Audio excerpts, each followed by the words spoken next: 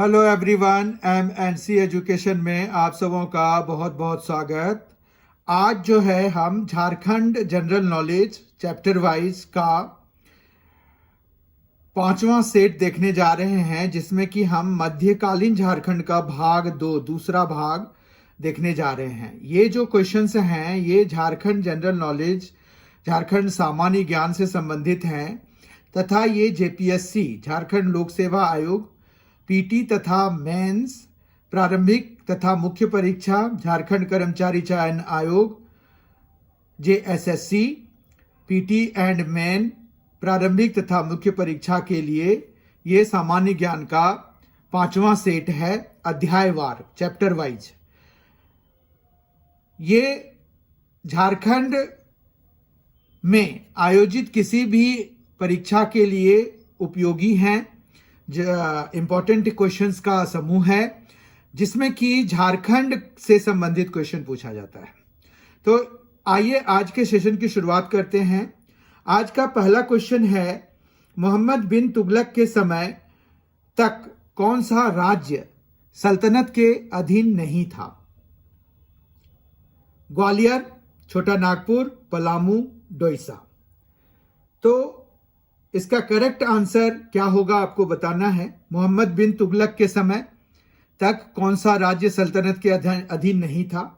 मोहम्मद बिन तुगलक का कार्यकाल जो है 1325 से 1351 ईस्वी के बीच था और वो गयासुद्दीन तुगलक, जो कि तुगलक वंश के संस्थापक थे दिल्ली सल्तनत में, तो उनके सबसे बड़े बेटे थे। तो मोहम्मद बिन तुगलक के समय कौन सा राज्य सल्तनत के अधीन नहीं था? निम्नलिखित में से बताना है हमें। ग्वालियर, छोटा नागपुर, पलामू, डोईसा।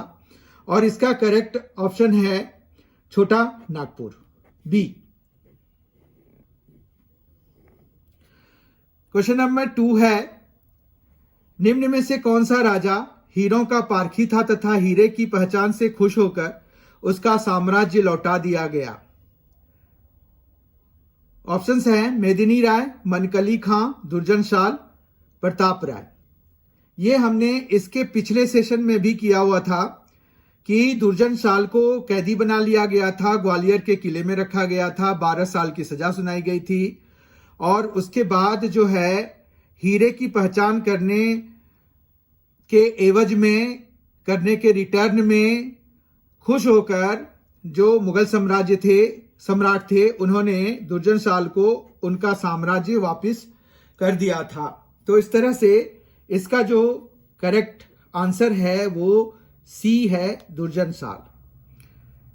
क्वेश्चन नंबर 3 पे आते हैं, पोरहाट को किन राजाओं की भूमि कहा जाता है? सिंह वंश, चेरो वंश, नाग वंश, पंचेत वंश। तो पोरहाट को सिंह वंश के राजाओं की भूमि कहा जाता है। सिंह भूम को पोरहाट के सिंह राजाओं की भूमि कहा जाता है। सिंह भूम भी इसका एक नाम है। तो सिंह वंश के अनुसार इसका नाम उनके नाम सिंह पर आधारित है, किंतु हो जनजातियों के अनुसार उनके देवता सिंह बोंगा के नाम पर इस क्षेत्र का नाम सिंह भूम पड़ा। तो ये थोड़ा सा कॉन्टेंशियस इश्यू है, अपनी अपनी मान्यताएं इसमें सामने आ गई हैं। वंश प्रभा लेखन के अनुसार सिंह वंश की भी 2 शाखाएं स्थापित हुई, पहली 8वीं सदी के प्रारंभ में तथा दूसरी 13वीं सदी के प्रारंभ में। जो यहां पर दूसरी स्थापित की गई थी वो जो है दर्प नारायण सिंह के द्वारा और पहली जो है काशीनाथ सिंह के द्वारा स्थापित की गई थी। मतलब पहली जो शाखा थी सिंह वंश की, उसकी स्थापना काशीनाथ सिंह ने किया था, जिसमें कि काशीनाथ सिंह के अलावा 13 और राजाएं हुए, बारी बारी से उनका कार्यकाल हुआ। और जो दूसरी शाखा थी वो 13वीं सदी के प्रारंभ में दर्प नारायण सिंह द्वारा बनाया गया, स्थापित किया गया। ठीक है, तो इतनी जानकारी आपको रखनी है। पोरहाट को किन राजाओं की भूमि कहा जाता है? तो उन्हें सिंह वंश की भूमि कहा जाता है। क्वेश्चन नंबर 4 पर आते हैं, वो है परकोटा के महल। परकोटा और महल वाले नगर को अकबर नगर कब माना गया? परकोटा और महल वाले नगर को अकबर नगर कब माना गया? तो ये है, इसका करेक्ट आंसर है 1592 ईस्वी में। ठीक है, 1526, 1556, 1576, 1592 है। तो 1592 ईस्वी में मानसिंह के नेतृत्व में ये जो परकोटा और महल वाले नगर को अकबर नगर का नाम दिया गया था। ठीक है, क्वेश्चन नंबर 5 पे आते हैं। निम्न में से किस शासक ने 1206 ईस्वी में निम्न में से किस शासक ने 1206 ईस्वी में नादिया बंगाल पर आक्रमण झारखंड से होकर किया था? ऑप्शंस हैं मोहम्मद गौरी, कुतुबुद्दीन ऐबक, बलबन, बख्तियार खिलजी। और इसका करेक्ट आंसर है बख्तियार खिलजी। बख्तियार खिलजी ने 1206 ईस्वी में नादिया, जो कि बंगाल में है, उस पर आक्रमण किया था और उसके लिए झारखंड के रास्ते का इस्तेमाल किया था। क्वेश्चन नंबर 6 है, जहांगीर ने झारखंड को सर्वप्रथम अपना करदाता प्रदेश बनाया। इस तथ्य का उल्लेख निम्न में से किसमें मिलता है? तुजुके जहांगीरी, अकबरनामा, जहांगीरनामा, बादशाहनामा। तो जहांगीर ने झारखंड को सर्वप्रथम अपना करदाता प्रदेश बनाया, इस तथ्य की जानकारी, इस तथ्य का उल्लेख जो है वो कहां पर मिलता है? तुजुके जहांगीरी में मिलता है। मतलब इसका 6th क्वेश्चन का ए पार्ट करेक्ट हो जाएगा। क्वेश्चन नंबर 7 देखते हैं। शेरशाह ने किसे पराजित कर झारखंड पर अधिकार कर लिया? शेरशाह ने किसे पराजित कर झारखंड पर अधिकार कर लिया? जहांदार शाह, हुमायूं, जहांगीर बेग, शाहबाज खान। तो इसका करेक्ट आंसर है जहांगीर बेग। सी ऑप्शन जो है क्वेश्चन नंबर 7 का करेक्ट है। क्वेश्चन नंबर 8 है, एक किंवदंती के अनुसार झारखंड के किस शासक ने अपना हाथी देकर शेरशाह की अधीनता स्वीकार कर ली थी? ऑप्शंस हैं प्रताप राय, भगवत राय, मधुकर शाह, सहबल राय। तो इसमें जो है करेक्ट आंसर है सी, मधुकर शाह। मधुकर शाह के हाथी का क्या नाम था? तो ये किंवदंती के अनुसार जो है प्रसिद्ध हाथी का नाम था श्यामचंद्र। श्यामचंद्र को उसने जो है शेरशाह सूरी को दे दिया और उसकी अधीनता स्वीकार कर ली। क्वेश्चन नंबर 9, उड़ीसा के अंतिम गंग राजा के मंत्री कपिलेंद्र ने किस वंश की स्थापना की? उड़ीसा में अंतिम गंग राजा के मंत्री कपिलेंद्र ने किस वंश की स्थापना की? तो इसका करेक्ट आंसर है सूर्यवंश। सूर्यवंश की स्थापना की थी उड़ीसा के अंतिम गंग राजा मंत्री कपिलेंद्र ने। क्वेश्चन नंबर 10 है, सही कथन चुनिए। यहां पर 2 कथन दिए हुए हैं, उनमें से हमें सही कथन चुनना है। ठीक है, इसमें पहला कथन है, मध्यकालीन इतिहास को 2 भागों में विभाजित किया गया है। बंगाल के जहांगीर बेग को शेरशाह ने परास्त किया। अभी हमने देखा क्वेश्चन नंबर 7 में कि शेरशाह ने किसे पराजित कर झारखंड पर अधिकार कर लिया? जहांगीर बेग को। तो ये वाला तो बिल्कुल सही है। मध्यकालीन इतिहास को 2 भागों में विभाजित किया जाता है, ये जनरल नॉलेज है। एक्चुअली हर्षवर्धन की मृत्यु के बाद और दिल्ली सल्तनत के शुरुआत के बीच के काल को पूर्व मध्यकाल कहा जाता है और बाद के समय को उत्तर मध्यकाल कहा जाता है। तो इस तरह से इसके दोनों ही ऑप्शंस करेक्ट हैं और ए पार्ट इसका करेक्ट हो जाएगा। क्वेश्चन नंबर 11, नागवंशियों की राजधानी कोकरह पर पहली बार आक्रमण किस मुगल शासक के कार्यकाल में किया गया था? औरंगजेब, हुमायूं, अकबर, जहांगीर। तो जो नागवंशियों की राजधानी कोकरह थी, उस पर पहली बारी आक्रमण जो है मुगल शासक के कार्यकाल में हुआ था। तो वो किसके काल में हुआ था ये पूछ रहे हैं। ऑप्शंस है औरंगजेब, हुमायूं, अकबर, जहांगीर। और इसका करेक्ट ऑप्शन है अकबर। ठीक है, यहां पर क्या हुआ कि अकबर ने इस पर आक्रमण करवाया शाहबाज खां के नेतृत्व में। इसकी दो वजह थी। पहली वजह यह थी कि शंख नदी में जो हीरा मिलता था उस पर उनकी नजर थी अकबर की, और दूसरा था कि नागवंशी राजा से मालगुजारी वसूलना था। तो इस तरह से दो वजहों के कारण जो है अकबर ने उस पर शाहबाज खां के नेतृत्व में कोकराह पर आक्रमण करवाया था। क्वेश्चन नंबर 12, महामाया मंदिर गुमला का निर्माण किस नागवंशी शासक ने करवाया था? ऑप्शंस है गजघट राय, हरिकर्ण, अनंत राय, भगवत राय।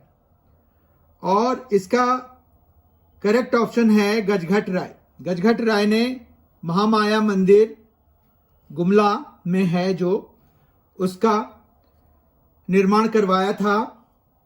हापा मुनि गांव में 908 ईस्वी में इस मंदिर का निर्माण गजघट राय ने करवाया था। इस मंदिर का पुरोहित जो है हरिनाथ नामक मराठा ब्राह्मण था। तो इतनी जानकारी आपको महामाया मंदिर से संबंधित रखना है कि किसने निर्माण कराया, कब कराया। 908 ईस्वी में कराया। कहां पर है ये? हापा मुनि गांव में है। और इस मंदिर का जो पुरोहित था वो भी फेमस था, जिनका नाम हरिनाथ था। वो एक मराठी थे। क्वेश्चन नंबर 13 देखते हैं। मुगल कालीन ग्रंथों में जमींदारे खां आलमा, मुगल कालीन ग्रंथों में जमींदारे खां आलमा निम्न में से किसे कहा गया है? तो हमें यह बताना है कि किसको कहा गया है। नागवंशी राजाओं को कहा गया है, चेरो राजाओं को कहा गया है, सिंह राजाओं को कहा गया है, मुंडा राजाओं को कहा गया है। तो मुगल कालीन ग्रंथों में जमींदारे खां आलमा जो है नागवंशी राजाओं को कहा गया है। नागवंशी राजा अभी आपको बताया गया था कि कोकराह जो है उनकी राजधानी थी। तो कोकराह के नागवंशी राजाओं को मुगल कालीन ग्रंथों में जमींदारे खां आलमा कहा जाता था। क्वेश्चन नंबर 14 पर आ रहे हैं। चेरो शासक जयकृष्ण राय किस मुगल शासक के समकालीन था? चेरो शासक जयकृष्ण राय किस मुगल शासक के समकालीन था?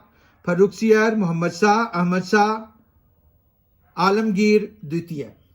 और इसका करेक्ट आंसर है मोहम्मद शाह। चेरो शासक जयकृष्ण राय मोहम्मद शाह के समकालीन था। क्वेश्चन नंबर 15, ये पहले भी हमने देख लिया है। राजमहल के परकोटा और महल वाले नगर को अकबर नगर नाम कब दिया गया या कब माना गया? तो 1527 ईस्वी में, 1515 में, 1589 में, 1592 ईस्वी में। तो इसका करेक्ट आंसर है 1592 ईस्वी में। मानसिंह जो अकबर का सेनापति था उनके समय में इनको जो है अकबर नगर माना गया था। क्वेश्चन नंबर 16 है। रघुनाथ शाह ने डोईसा में जगन्नाथ मंदिर का निर्माण कब करवाया था? हमें ईस्वी सन बताना है। तो यहां पर अपने आप देखिए कि रघुनाथ शाह ने डोईसा में जगन्नाथ मंदिर, मतलब जगन्नाथ मंदिर कहां है? डोईसा में है। किसने बनवाया? रघुनाथ शाह ने बनवाया। और एक तीसरा जीके हमारा यहां से आ जाएगा कि कब बनवाया। तो 1680 में, 1682 में, 1684 में, 1688 में।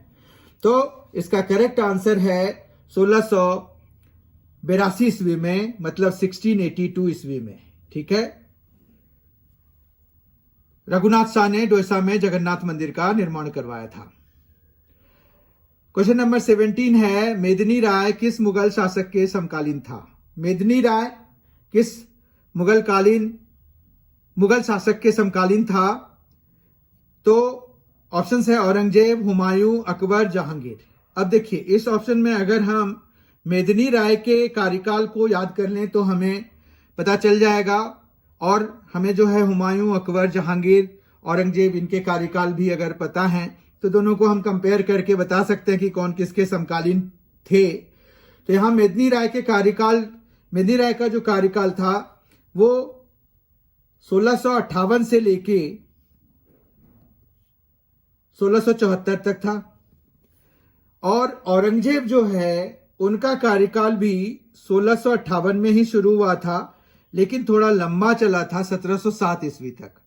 तो इस तरह से कोई कंफ्यूजन नहीं है, मेदिनी राय और औरंगजेब दोनों समकालीन थे, क्योंकि 1658 में दोनों के कार्यकाल की शुरुआत हुई है। हालांकि ये पहले ही मेदिनी राय का कार्यकाल खत्म हो गया, समाप्त हो गया, जबकि इनका कार्यकाल थोड़ा लंबा 1707 ईस्वी तक चला था औरंगजेब का। तो इस तरह से 17th क्वेश्चन का करेक्ट आंसर है ए, औरंगजेब। 18th क्वेश्चन है, पलामू के प्राचीन एवं पुराने किले का निर्माण किसने करवाया था? देखिए, ये पूछ रहे हैं पलामू के प्राचीन एवं पुराने किले का निर्माण किसने करवाया था।